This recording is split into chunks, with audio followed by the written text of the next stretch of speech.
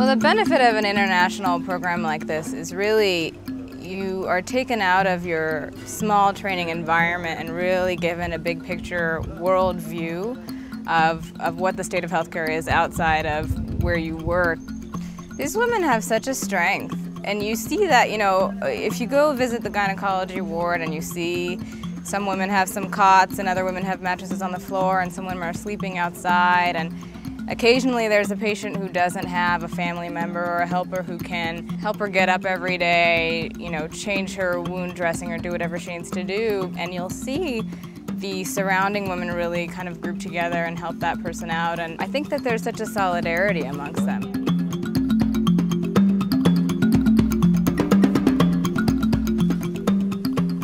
Probably the most profound thing that we've seen here that's been so striking is that you see the end result of a lack of access to care. You know, a lot of these women, for example, are laboring in their villages or have medical problems that go unseen for even decades, and to kind of see the end result of that and how far down the road a disease or pathologic state has gone, you know, we just don't see this back home. This is a very delightful 27-year-old who was quite well until about 3 months ago, when she started noting her abdomen was growing and she started having some pain and her menstrual periods stopped. She noted this continued to grow, and then she finally came to be examined and she was found to have these masses. The CAT scan wasn't available, but she did have ultrasound, which documents the masses, and not too much free fluid, so these are pretty much solid masses. I think one of the stickiest problems is that there is a pretty good chance that she might need some chemotherapy, and it's a bit hard to obtain. Some germ cell tumors, many of them, are very, very sensitive to chemo once you get out the tumor mass. We don't know yet, and she realizes this, I think, we don't know yet if it's operable, if it can be removed. The biggest problem as far as the surgery to get rid of this would be if this tumor has integrated itself into the mesentery of the small intestine, for instance. That's pretty tough to do. You can't sacrifice it. So you fight hard. You will? You promise? Tell her to fight hard. Okay? Thank you. Okay. You got to fight. Fight. Thank you. Okay. Okay. So nice.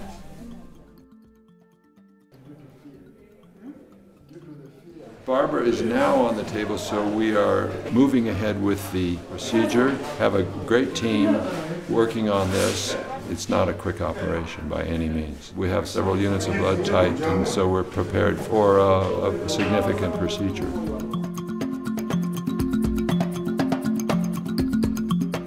Because the tumors were so big, we knew that she needed a very large incision to get these out. We weren't at all sure that they would come out because they were so large. We thought maybe these are fixed and embedded in the abdomen, and maybe this would not turn out to be a positive procedure at all. But when we got there and got in, she turned out to have two very, very large tumors, one from each ovary. Now, when you cut, you do not want to leverage Torque it. it, it'll tear the tissue. It'll pull it out of the clamp. We don't know this. She had some other small tumors in the abdomen, nothing very big except one which was in the wall of the bladder and growing all the way through the wall of the bladder. So we did take that one out as well and repaired the bladder, closed it, and that will do well.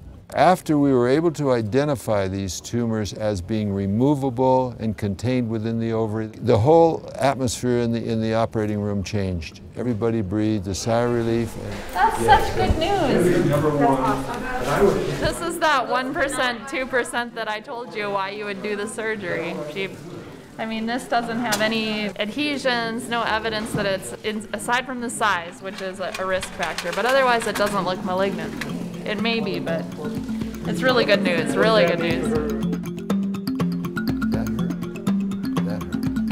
Okay. Tell me and see if she's got any bowel sounds.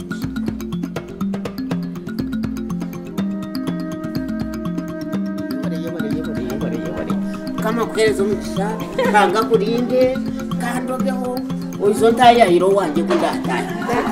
Bless you. She wishes you to come to see her home. Oh, where? So that's where we stand with this. We feel kind of good about it because there were those who saw the patient who thought there wasn't much chance to be successful at this surgery, and we are so glad that that wasn't the case.